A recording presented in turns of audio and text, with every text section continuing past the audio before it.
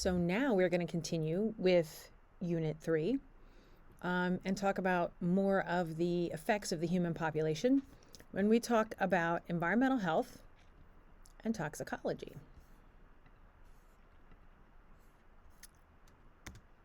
So here are some of our goals for this lecture, to look at how these toxic substances that are a product of our influence on the planet, how they're affecting organisms and ecosystems, how different countries, different continents take a look and analyze the safety of toxic substances, and the way that we study the effects of toxic chemicals on organisms. So the case study for this chapter is on bisphenol A, or BPA. It is still in hundreds of products, even though we know that it is a potential cause for breast cancer, prostate cancer, and heart disease. They use BPA on the insides of metal cans, in dental sealants, and as a material that makes, like water bottle plastic, that hard, non-pliable plastic, it makes it shatterproof. Okay, so it might crack, but it's not going to shatter. A lot of packages also contain phthalates. That's how this word is pronounced, phthalate, which makes products softer. So if it's not a silicone-based product, it's got phthalate in it, like a pool float, or anything like that. And 90% of Americans have traceable amounts of phthalates in their urine. So it's in our bodies, it's in our systems. They are endocrine disrupting chemicals, okay, which we're going to talk about down the line, which means that they can either block hormones from working or mimic hormones, okay, basically do what hormones do. That can cause a lot of issues. It can cause blood hormone level issues, okay, in women, kidney functioning, thyroid functioning. It can impact egg development and maturation. In babies, it can cause behavioral issues. In men, it can cause issues with sperm quality and hypertension. So we know these chemicals are in our packaging, in our food, and we know the effects that they can cause, but they're still there. Okay? Canada bans BPA. The U.S., right around the time my daughter was born, started to restrict the use of BPA in kids' products, but it still exists in some products that we wind up using. Some companies voluntarily have said, we're not going to carry any children's products that have BPA. And a lot of companies are phasing it out of their packaging, but they have to find something to replace it with, and who knows if that's going to be better or worse. So environmental health, if you're interested in this, is a field that assesses environmental factors that can influence our health as a human species and the quality of our life. Those factors are natural and anthropogenic. This word is a word that you need to know, anthropogenic. It means human induced, okay? Human created. Anthro is human, genic, like Genesis, is creation. So human created factors. There's 4 main kinds of environmental hazards. Some of that risk is avoidable, some of that is not. So physical hazards come from natural environmental processes. Natural disasters and UV radiation are physical hazards. You can reduce that risk, put on sunblock if you don't want to get sunburn, or have warning systems to prevent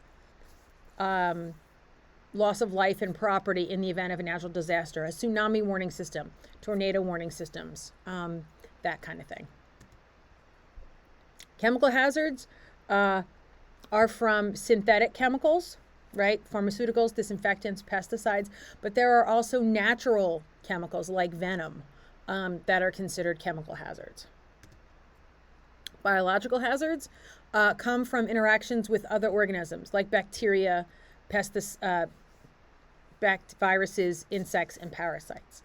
All right. Diseases that are illnesses that can be spread from one person to another are called infectious diseases because you can catch them.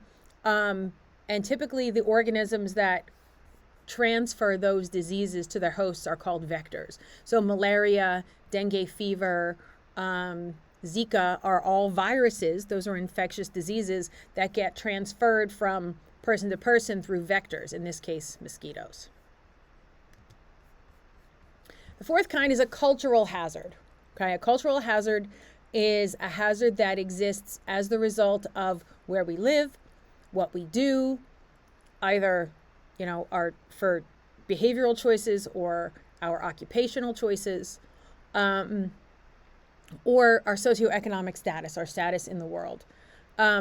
So smoking, hanging around people who smoke, poor diets, drug use, workplace hazards, you may not have a whole lot of control over that.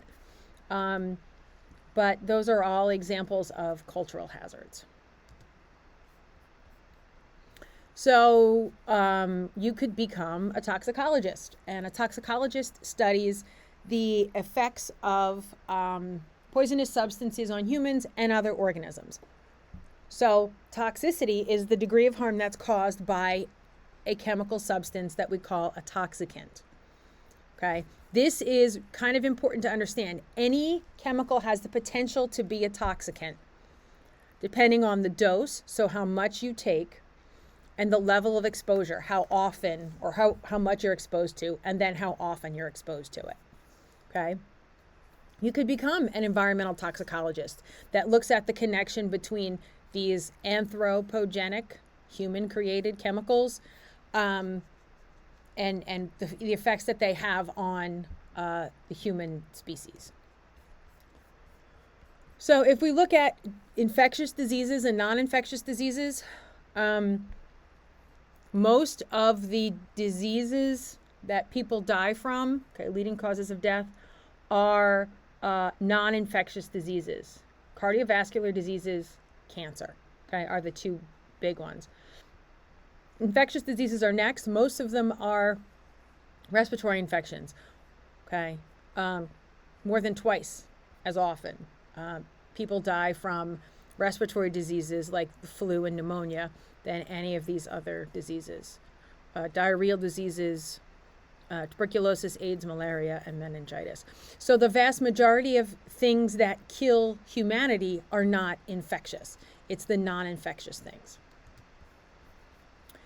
Pathogens wind up spreading through aerosols or bodily fluids that contaminate local food or water sources or air sources, as was the case with COVID.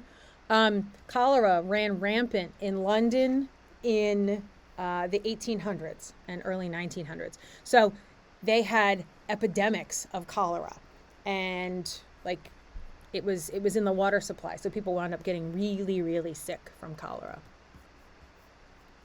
Some of the things that we can do, and we know this based on our COVID experience, we can treat people with illnesses. We can quarantine them, keep them away so the disease doesn't spread. We can intervene early, so try to prevent the spread. And we've also done a lot of education in terms of sanitary practices, mask wearing, hand washing, that have really done a good job reducing death from infectious disease. The swine flu is another way another disease that has been rampant across the world, and some ways that it could be prevented. So non-infectious diseases, as we had talked about, like cancer and cardiovascular issues, they develop without a foreign organism. So it's a result of genetics, environmental factors, and lifestyle choices. Smoking has decreased quite a bit as a cause of non-infectious disease. Lung cancer, COPD, emphysema are some of the non-infectious diseases that can come as a result of smoking. But our sedentary lifestyle has increased the rates of obesity in the United States in the last 30 or so years. So one thing has gone down, the other thing has gone up. There are a lot of environmental health hazards indoors, okay? Cigarette smoke and radon are two of the top causes of lung cancer in the United States. Cigarette smoking, vaping, that kind of thing, are pretty easy to avoid. You just choose not to deal with it, not to expose yourself to it. Radon is something that's a little harder to prevent. It's a radioactive gas that's colorless and odorless, and it exists naturally as the result of decomposition of radioactive elements in rock in the ground. You need a specialized kit in order to test for it. We happen to live in an area where there is quite a bit of radon in the rock. So when I built my house, we had to have radon remediation to prevent, it's like special ventilation to make sure that the air doesn't stay down in the basement. Asbestos is a substance that was used in the past as insulation in walls, in tiles. When Del Valle was built in the 1950s, late 1950s, they used asbestos tile and everything. So as different parts of the building have been renovated, the building has been closed when tile gets removed because of potential exposure to asbestos. Asbestos gets into your lung tissue, into the teeny tiny parts of your lungs, the alveoli, and it causes scarring, which then doesn't allow gas exchange to take place. And it creates a disease or a disorder called asbestosis. Lead is a heavy metal that when you take it in, it damages your brain and your liver, most of your internal organs. It's when you wind up with too much lead in your system, it's said that you have lead poisoning. It's gotten a lot better since lead-based paint stopped being used and leaded gasoline stopped being used in the 1970s and then into the 1980s. But there are still cases where you can have lead getting into water through lead pipes, as it happened in Flint, Michigan. The municipal water supply in Flint, Michigan had high levels of lead, and they didn't do anything about it. So there are people who live in Flint, Michigan, who now are dealing with some of these effects of lead poisoning just by drinking the water. So there's a lot of lawsuits going on related to Flint, Michigan. So there are some examples of that related to that. It makes me sad that there are people in the United States that are dealing with these kinds of issues when, when we get to the next unit, we're going to talk about the importance of clean, healthy water. And people in Flint don't have that. PBDEs, polybrominated diphenyl ethers, are another set of compounds that act as hormone disruptors. They interfere with thyroid hormones, which deals with a lot of regulation in your body. The European Union stopped using PBDEs, but we have not dealt with them, so they still exist. They are known hormone disruptors, but they still exist here in the United States. We're going to talk about why that is down the line. So when you look at chemicals, right, and using chemicals in the world, a lot of our success as a species and the improvement of our standards of living in some of these developed nations, like we talked about earlier on, has been the result of chemical use. So there are good things to it. But as we've heard just from this brief little bit, there's a lot of downsides to it, a lot of risk associated with it. So they do something called a cost benefit analysis. They take a look at the cost of it, and then they look at the risk and the benefits, and then they make a decision based on which is the better way. Toxicologists do this to really figure out whether chemicals should be used. There are natural toxic substances, okay, and toxins, which is a toxicant. We also use a lot of synthetic ones as well. So here are some synthetic chemicals that we wind up using.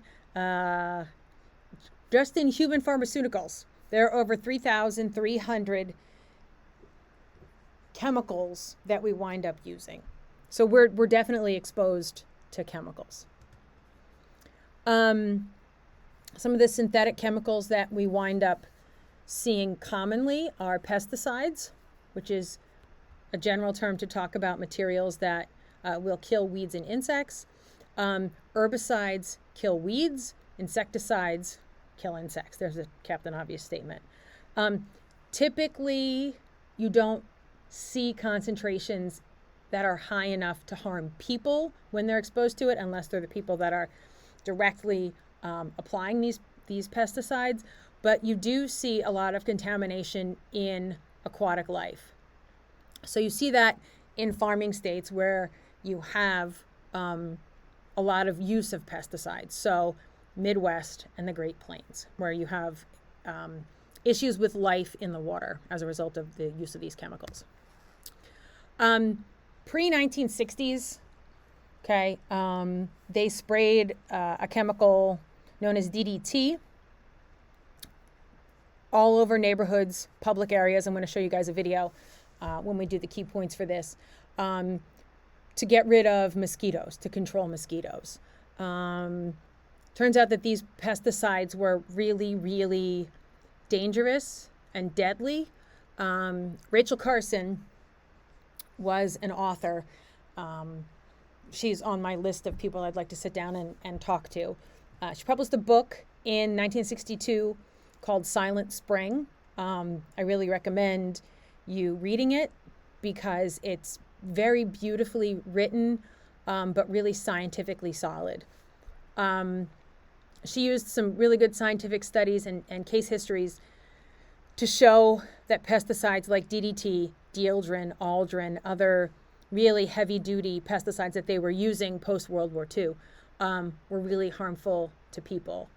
The chemical industry, Dow and DuPont, were sending her death threats because, and they sued the publisher, they sued her, but it really caused a shift in our philosophy for using pesticides. It wound up banning DDT as the result of the things that she said in the book. Like I said, definitely a good read. So we've talked a lot about synthetic chemicals, but this is something to kind of understand. A lot of the toxic substances that we encounter on a daily basis are natural in the environment, okay? So just because it's natural doesn't necessarily mean it's healthy. There are unhealthy things that are natural and healthy things that are synthetic, okay? So keep that in mind as we go through this. So when we talk about toxic substances, whether they're natural or man-made, they come into a few categories. Carcinogens cause cancer. Okay, it's a substance or a type of radiation that's going to cause cancer. Mutagens cause genetic mutations. Sometimes those mutations may not have an effect. Other times they can cause diseases like cancer. Teratogens cause birth defects. Neurotoxins are toxins that get into the nervous system, such as heavy metals. Allergens, we know about this. They cause an immune response, right? When there really isn't a need for one. So if you're allergic to cats, you wind up with sneezing and watery, itchy eyes. If you are allergic to bee stings, if you're allergic to peanuts or shellfish, if you're exposed to that allergen, you can go into anaphylactic shock where your throat closes. And you need to get an EpiPen to get a shot of epinephrine into your body to calm down that allergic reaction, and then go get seen in the hospital. There's another group of toxic substances called pathway inhibitors. So pathway inhibitors block a step or more in a really important metabolic pathway, such as cyanide. Cyanide gets into cellular respiration, and it stops steps in cellular respiration, so that way energy can't be produced in mitochondria, right? So if you have no conversion of sugar to energy through cellular respiration, you're not going to survive. Endocrine disruptors like BPA, they interfere with the functions of body hormones, either by blocking those hormones from doing their job, making them break down. So breaking down the hormones, which then changes. Hormones are signaling chemicals in your body. They send messages from one part of your body to another. So hormones are really important in the overall communication system in your body. Okay, they're chemical signals. So you need them to work correctly. If you have these endocrine disruptors, they don't allow the hormones to act the way they need to do. So they either stop them from acting, they break them down, which is going to stop them from acting, or they mimic their effects, which then accelerates that message that the hormone is trying to send. So in normal circumstances, okay, this is talking about mimicking. BPA is a mimic. It mimics estrogen. Okay, so it mimics the female hormone estrogen. That's why you have, when men are disproportionately exposed to BPA, they can have issues with their sperm count because their estrogen levels are apparently too high, where it's really not estrogen, it's BPA that mimics estrogen. Okay, so your hormone is this little orange flaggy looking thing. The hormone attaches to a receptor outside the cell and allows the response to take place, whatever that response is. When you have the hormone mimic, this little green looking thing, you have the regular hormones, plus you have these hormone mimics. So you have all of this extra stuff in the body to make that response happen, okay? So that response, whatever it is going to happen more often when you have this additional hormone mimic into the system. So that's into your system. So that's one of the big issues with endocrine disruptors. So a lot of organisms have natural defenses against these substances. They have coverings over their skin, like our skin. Protects us from the outside environment. We have certain processes, metabolic processes, that can break down those toxic substances or make them water soluble so we can excrete them. But there are some things that cannot be metabolized, and instead they stay in the body, and lead is one of the ones that we talked about. Lead tends to stay in fatty tissues like the brain, to help to protect some vital organs. How a person responds to a toxin depends on a bunch of things: genetics, an individual's overall health, their gender, and their age. Okay, typically, if you're younger, you're going to see a bigger effect of these if you're exposed to toxins than when you're older.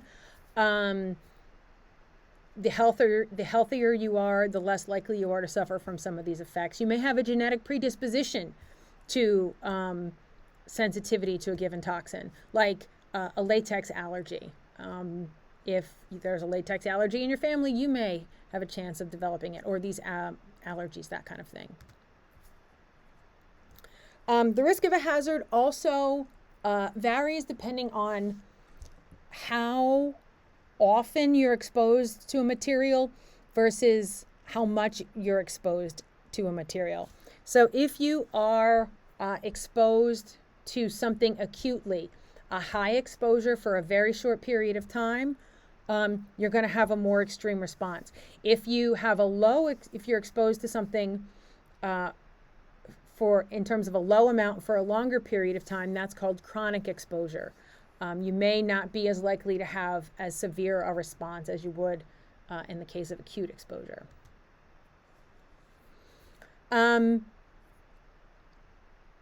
Substances affect individual species, okay? And as a substance affects a species, that may then have impacts on food webs and food chains. So you can see another kind of cascade effect through an entire ecosystem. Water tends to concentrate a lot of these substances. Okay, we talked about the idea of runoff and oil concentrating in water as it runs off the land. Wastewater treatment plants don't filter and clean everything. So they wind up with toxins, toxins that we can't test for, making their way into waterways. If you have underground tanks, you can have chemicals in soil, through the underground tanks. It can leak out of the underground tanks and making its way into groundwater and then contaminating drinking water supplies. We had an issue with our well a while ago. One of these persistent chemicals, the forever chemicals, was found in our water. It's since been remediated, but for a while we had to drink water out of water coolers until the problem got better. So it's better now, which is good.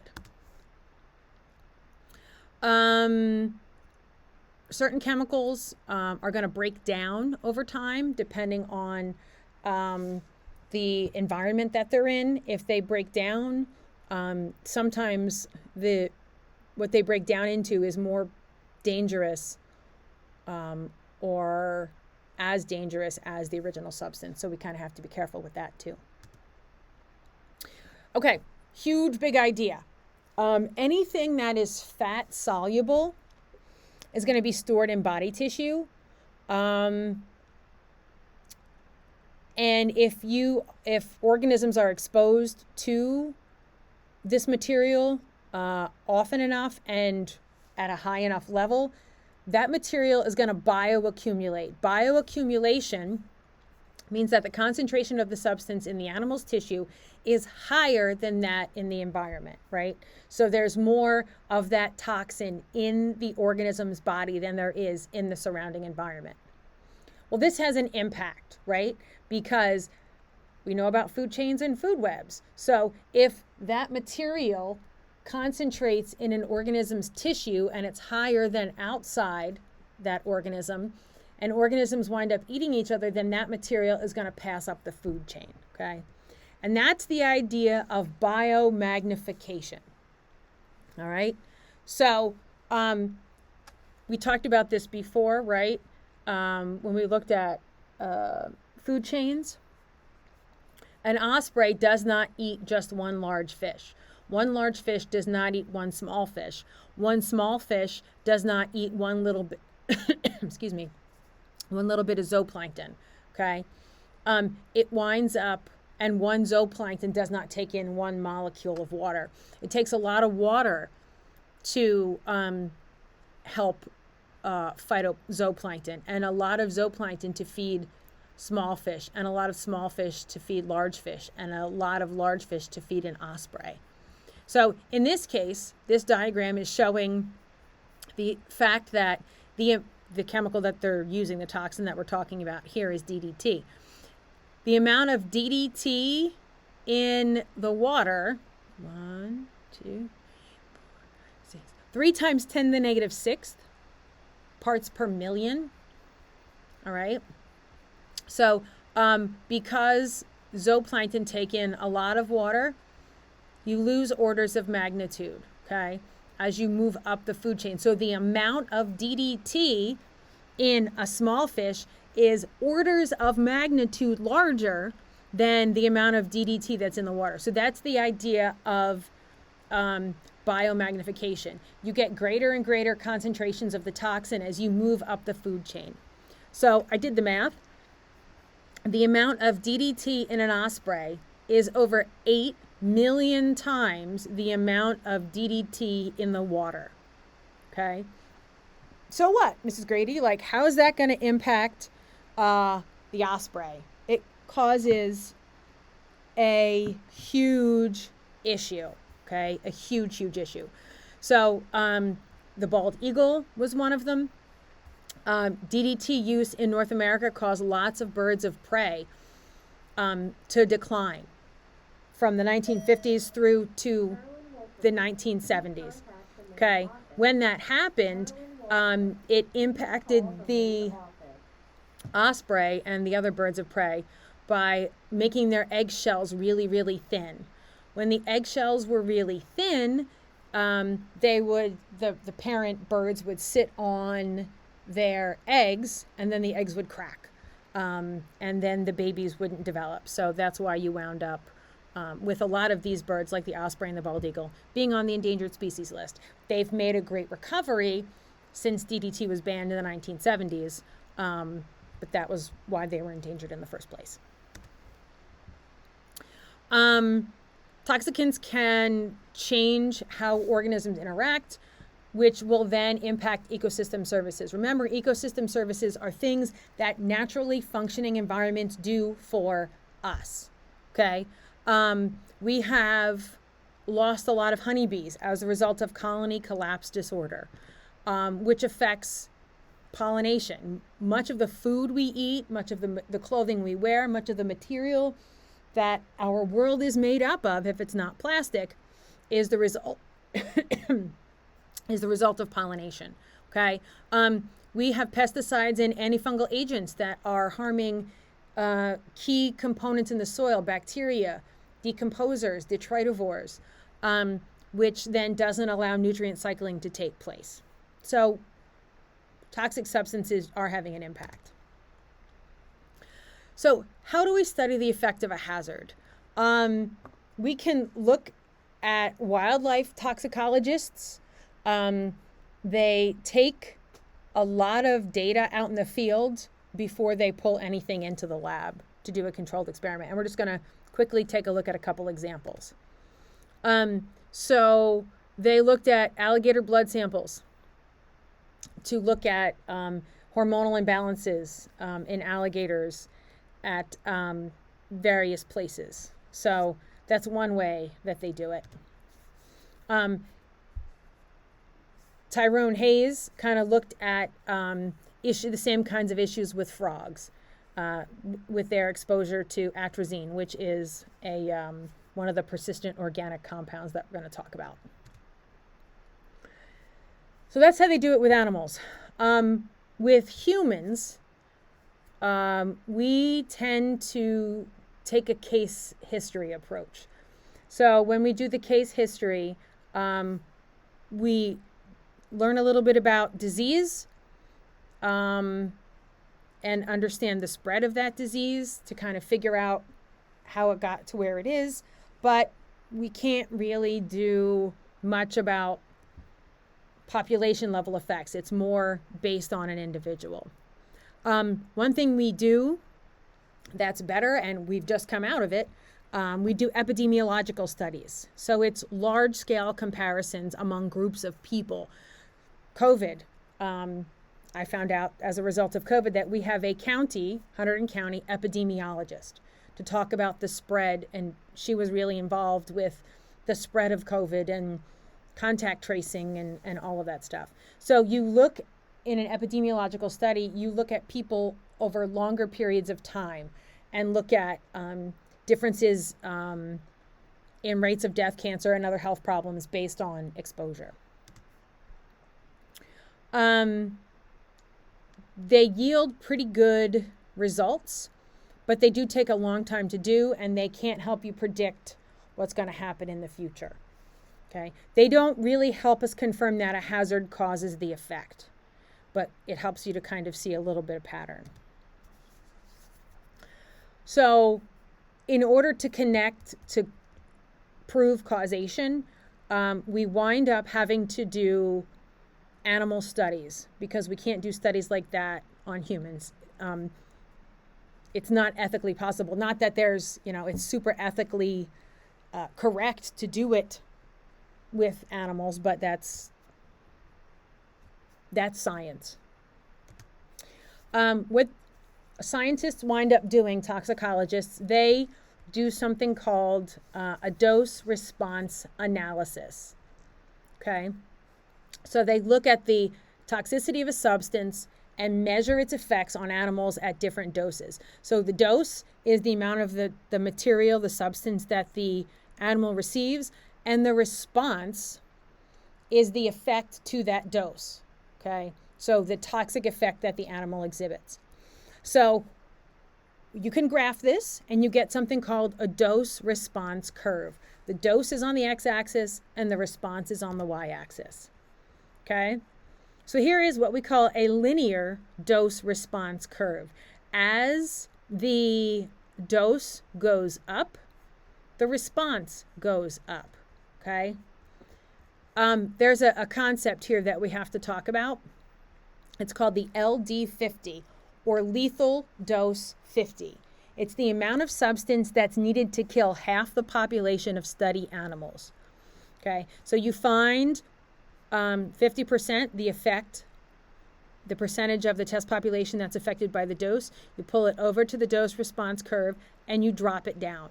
And that's the LD50. All substances have an LD50. You can search the LD50 for arsenic and caffeine and water, any of that stuff. Any substance has an LD50. This is important to understand. If the LD50 is high, right? So if the LD50 was over here, that means it takes a lot of that material. It takes a high dose to cause 50% of the population to die, right? So if it's got a higher LD50, it's got a lower toxicity. However, if it's got a lower LD50, that means it takes a lower dose to kill 50% of the population. So that's a higher toxicity. You can also talk about ED50, which is effective dose 50. So that you measure when it's a material that's not lethal. It's not going to kill someone. You're just going to have some kind of effect as the result of it. Some materials are able to be metabolized to a certain extent up to a certain dose. So the threshold dose is this straight line. You don't see any response, right? Because this is dose and this is response on the y-axis. You don't see any response yet because at these doses, at these concentrations, the body is able to metabolize it, right? You can handle it. The body can deal with it. But then it gets to the point where the body's like, oh, nope, this is too much. I can't take this anymore. So then you start to see a dose response curve, okay? Then you start to see reaction. Typically what you wind up seeing is that the LD50 of these things tends to be a little higher because of this threshold, okay? So that's another kind of dose response curve. The third kind, okay, you may see responses decrease as a dose increases. So you get this maximum, right? And then after the maximum, you wind up not having as much of a response. You get this a lot when you get these endocrine disruptors because the body then is saturated and can't really respond in any other way. As you have toxicants that are mixed, you may have different kinds of effects depending on the concentrations of each of those. Sometimes they could balance each other out. Other times they could amplify each other. And that is what they call a synergistic effect. Okay, when you have chemicals that are working together and create a bigger response than they should based on their individual impacts. Okay, so it's really hard to figure out, when somebody has cancer, what's the cause of it if they're not a smoker. Well, were they exposed to secondhand smoke? was it chemicals that they wound up using in their lives? So it's really hard to pinpoint because we're exposed to so many toxic substances over the course of our lives. Endocrine disruptors are really difficult for toxicology because they're really widespread and they can cause some pretty awful effects in humans. As we've increased some of these chemical uses, right? Phosphorus in fertilizer, nitrogen fertilizer, and pesticides. Is there a connection between them? It's a really great question. So, and it's been a huge driver of research over the course of time as we're seeing more and more effects of it.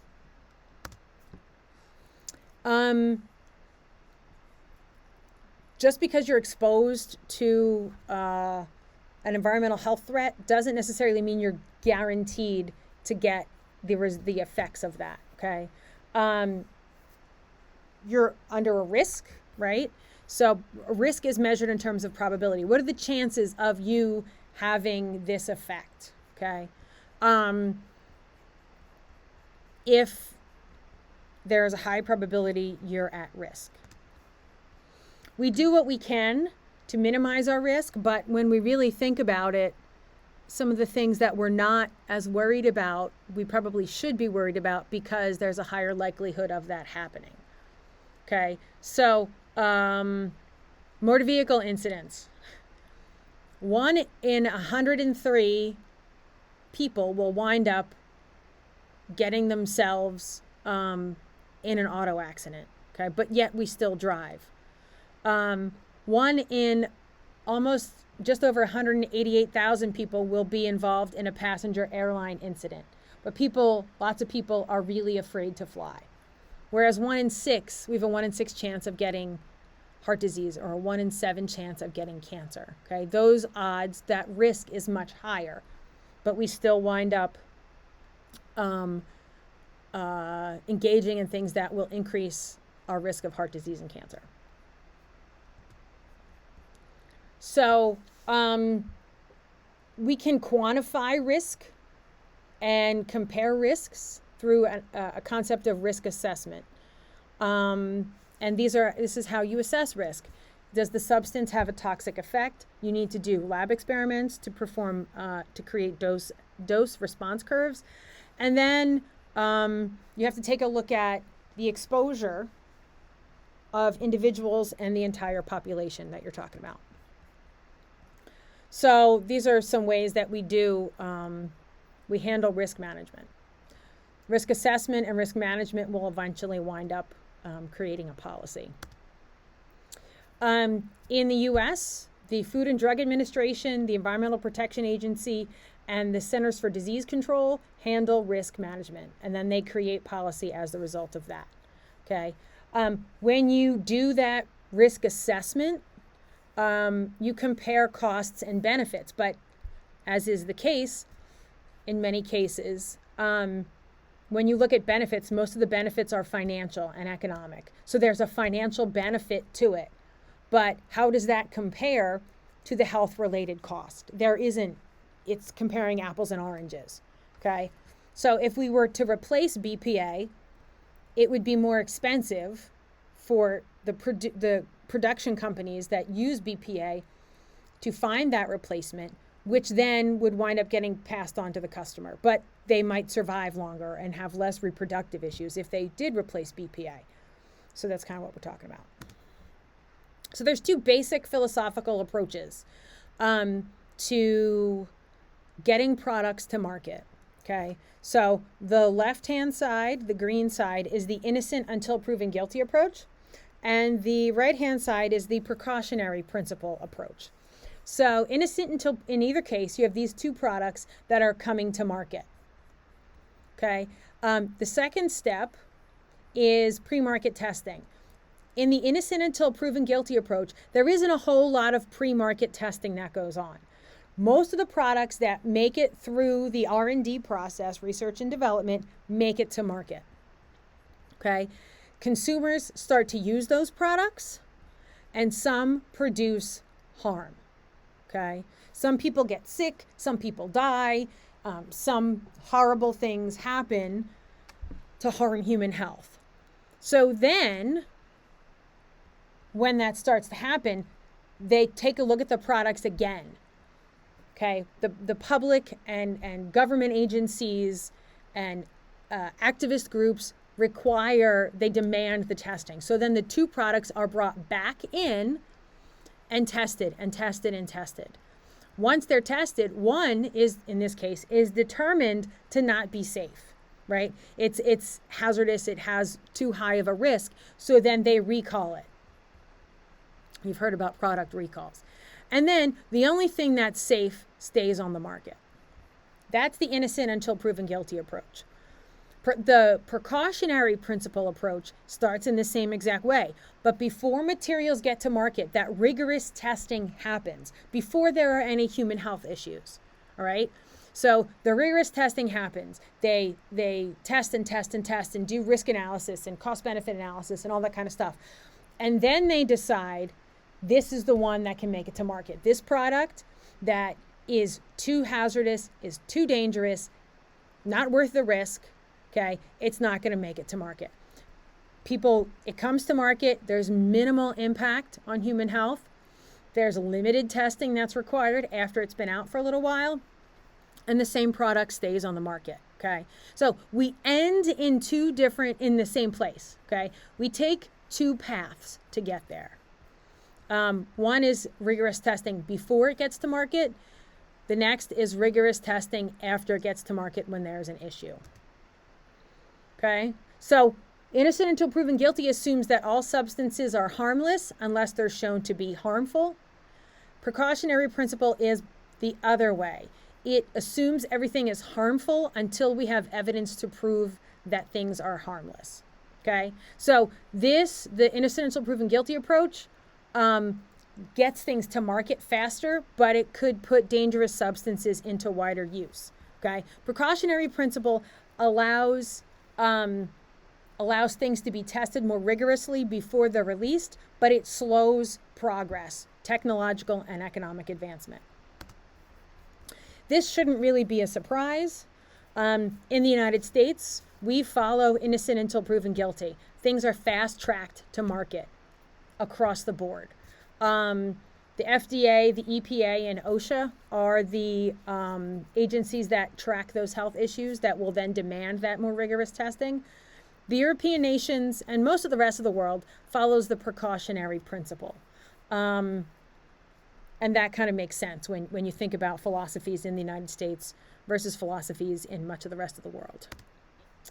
The EPA has the Toxic Substances Control Act that monitors industrial chemicals that are manufactured or imported into the United States. And there have been some issues. There have been more than 22,000 new chemicals since that law was passed, but only 5 have been restricted of that. So maybe there's not enough testing. But the EPA, in order to enact the Toxic Substances Control Act, there has to be a reason for it. You can't, because we follow the innocent until proven guilty principle, there's got to be a reason for the testing to happen. If there's no proof of toxicity, it's not worth doing the testing. So again, there's a big difference between the United States and Europe. Okay, so the EPA is then in charge of all of that when it comes to regulating pesticides. So the EPA, the manufacturer of the pesticide, has to bring proof. The EPA evaluates it, does its own testing if need be, and then sets limits on products, sets requirements for labeling, etc. The European Union uses REACH, registration, evaluation, authorization, and restriction of chemicals. It requires the industry to determine that safety and then submit it to the national governments. In 2004, the Stockholm Convention developed something called a list of persistent organic pollutants, or POPs. And POPs are these toxic chemicals that persist in the environment. They bioaccumulate, they biomagnify, and they can travel long distances. They're really the forever chemicals that we can talk about. This is what they call the dirty dozen. I would make sure that you know what these are. So aldrin, chlordane, DDT, dieldrin, dioxin, endrin, furan, heptachlor, hexachlorobenzene, Mirex, PCBs, and toxaphene. Okay, these are all banned pollutants.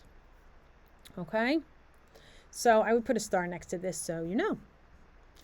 All right, so there ends our discussion of environmental toxicology.